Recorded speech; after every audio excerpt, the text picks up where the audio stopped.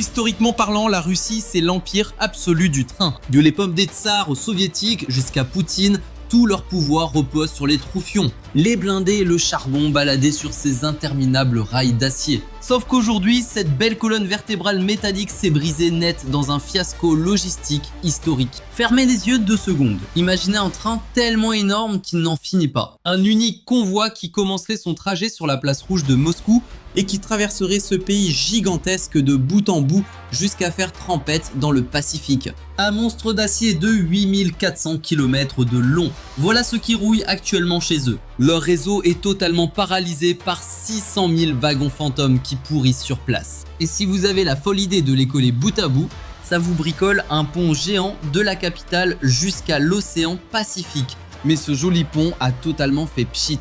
On ne parle pas d'un petit retard de la SNCF là, mais d'un effondrement total du système. En gros, les artères qui gavent la machine de guerre de Vladimir sont bouchées par un caillot géant. Résultat des courses, les usines sont coincées et les mines ne crachent plus de charbon. Et le beau conte de fées économique du Kremlin se fait écrabouiller sous le grincement de la ferraille. La cerise sur le gâteau, ce désastre ne se limite pas à leurs propres frontières.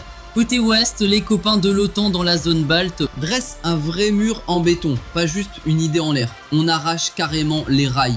On fait sauter les ponts, le pays étouffe de l'intérieur et se retrouve barricadé du reste du globe. Du coup, aujourd'hui, on va sortir le scalpel pour faire l'autopsie de cette paralysie ferroviaire totale, dedans comme dehors, et du grand fiasco des trains russes.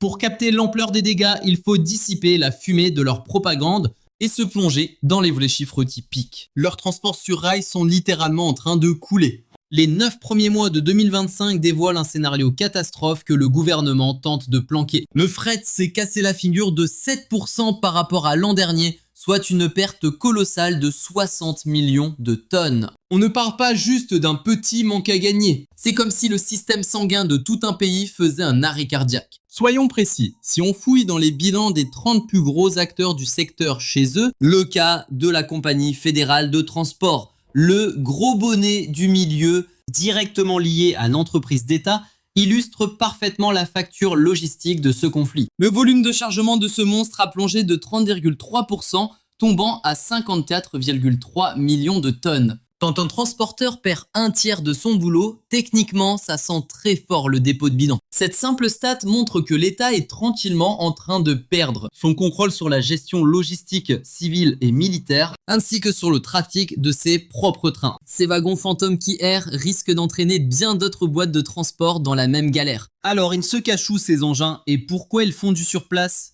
L'explication se trouve dans le pourrissement total de leurs infrastructures industrielles. La quantité de wagons qui blandent actuellement sur les voies sans rien faire a fait un bond de 2,5 fois, atteignant les 175 500. Mais le plus flippant, c'est ça, les wagons mis sur la touche pour cause de panne, qui sont irréparables et finissent direct à la casse, ont explosé de 31,5%, grimpant à 127 200. Les experts sont formels, c'est le résultat d'un je m'en foutisme total sur la maintenance lourde. Adduction, avec les embargos et le manque de bras, rafistoler un simple wagon relève du miracle. Les roues boudent et impossible de dégoter le moindre fichu roulement à billes. Si on fouille un peu la tambouille technique, on capte vite que l'angoisse ne s'arrête pas au soude vide.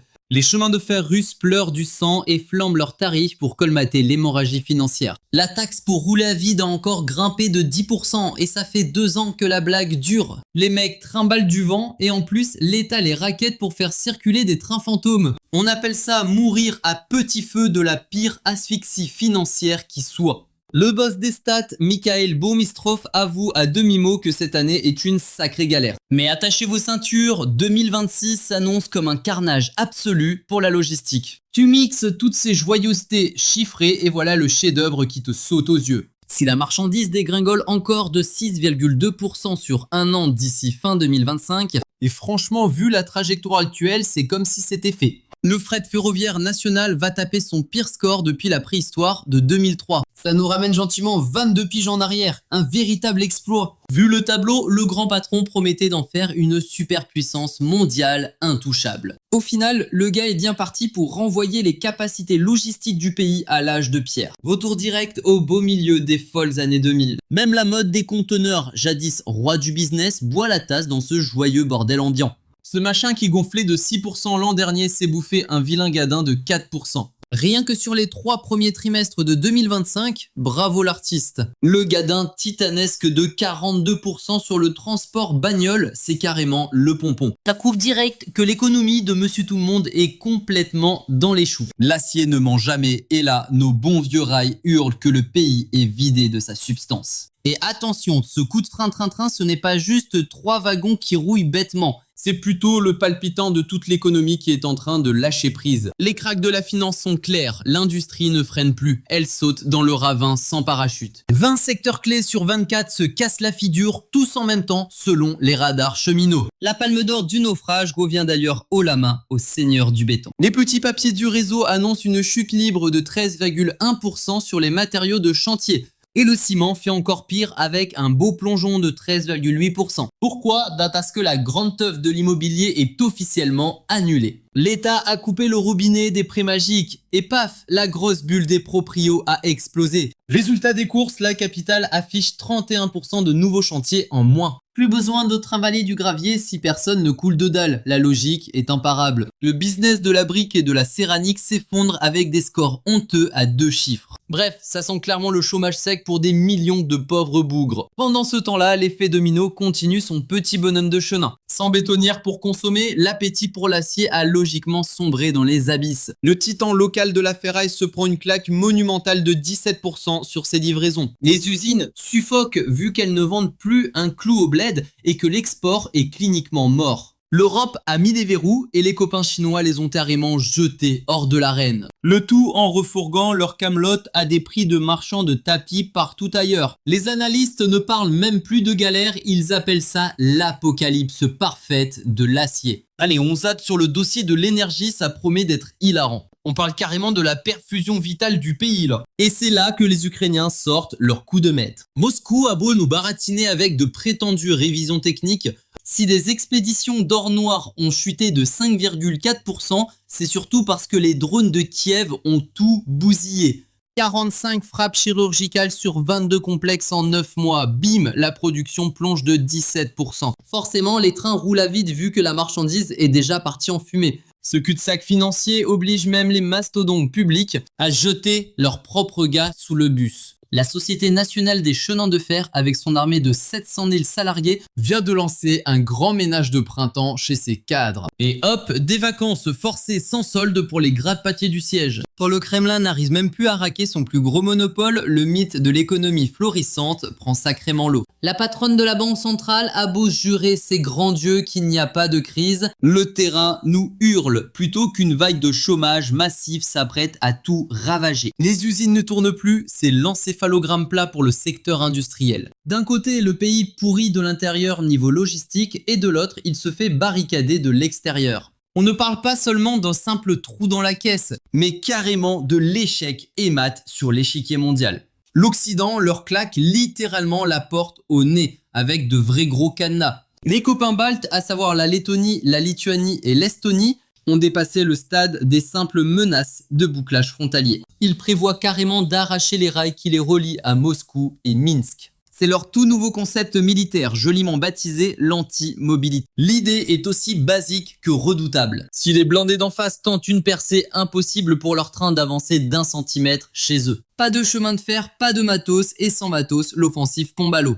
Pour le Kremlin, c'est la promesse de nuit très courte. La raison? Nos deux compères essayaient de se vendre, comme les péages incontournables pour le fret entre Pékin et l'Europe. Sauf que ce petit tour de passe-passe balte vient d'enterrer leur fantasme de super pont eurasien. Le choix radical de cette fameuse Troïka raye carrément le pays des cartes du commerce mondial. Et les chiffres confirment déjà la mise en quarantaine. Les achats lituaniens sont passés de 5,3 milliards de dollars en 2021 à de misérables 414 millions en 2024. Côté polonais, mène des gringolades de 20 milliards à 1,9 milliard de dollars. Bref, on le voit bien, les pays baltes font à nouveau complètement de l'ombre aux géants de l'Est. Sauf que cette fois, ce n'est pas pour le couver, mais bien pour l'enfermer à double tour. Le pays finit par se comporter comme un simple vassal. Coincé sans rail côté ouest et réduit à brader ses ressources naturelles aux Chinois à l'est, sans aucun retour d'ascenseur. Le fameux transsibérien est gavé de trains partant vers l'Empire du Milieu mais qui reviennent avec que dalle. Quand tu expédies 28,6 millions de tonnes et que tu n'en récupères qu'1,8 million, ça prouve clairement que tu es juste devenu la pompe à essence attitrée de Pékin.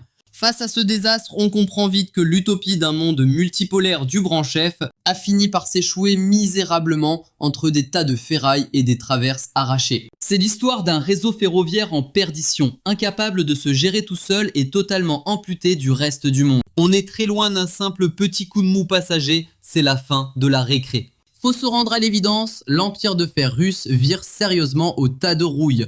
On peut carrément dire adieu à son prestige des grands jours. 600 000 wagons fantômes, ce n'est pas qu'un détail d'inventaire assommant. C'est surtout la preuve flagrante que Moscou pédale complètement dans la choucroute. L'usine est à l'arrêt complet et leurs grosses machines de guerre roulent sur les vapeurs. À la maison, l'économie s'effondre lamentablement sous son propre embonpoint. Dehors, les voisins démontent les rails pour bien les cloîtrer loin de toute civilisation. Les trains roupillent, les caisses sont vides, 0 pièce de rechange et personne n'a la foi de relancer la machine. Ce crash magistral fera sans doute plus de boucan que les pétarades au front. Car sans livreur, on ne peut plus jouer à la guerre. Mais ce qui fait suer à grosses gouttes le Kremlin, ce n'est pas la faillite des Pékins moyens. C'est que ce joyeux bordel logistique a gangréné l'organe le plus vital de leur joujou militaire. Leur sacro-sainte ligne de ravitaillement. On lâche donc l'ennui des tableurs financiers pour plonger dans un pur nanar catastrophe militaire. Vu l'immensité du pays, le train n'est pas juste une simple option pour nourrir les troufions. Sans eux, l'armée crève littéralement la bouche ouverte. Les espions ukrainiens ont donc revu leur copie pour transformer cette énorme addiction en gigantesque talon d'Achille. On ne s'amuse plus seulement à faire péter les ponts du quartier. On vise directement ces bons vieux goulots d'étranglement hyper fragiles et impossibles à rafistoler, se planquer au fin fond des terres glaciales de la Sibérie. Passage obligé pour travailler les millions d'obus mendiés aux voisins chinois et nord-coréens jusqu'au front. Un seul petit boom dans un tunnel et paf, toute la livraison tombe à l'eau. Des milliers de kilomètres de trafic foutus en l'air pendant des plombes. Leur réseau soi-disant increvable ressemble plus à un jeu de dominos scotché à la va-vite. C'est d'une fragilité absolument comique. Tout ce beau château de cartes s'écroule avec une simple pichenette bien placée. Merci de m'avoir écouté, on se capte pour le prochain épisode.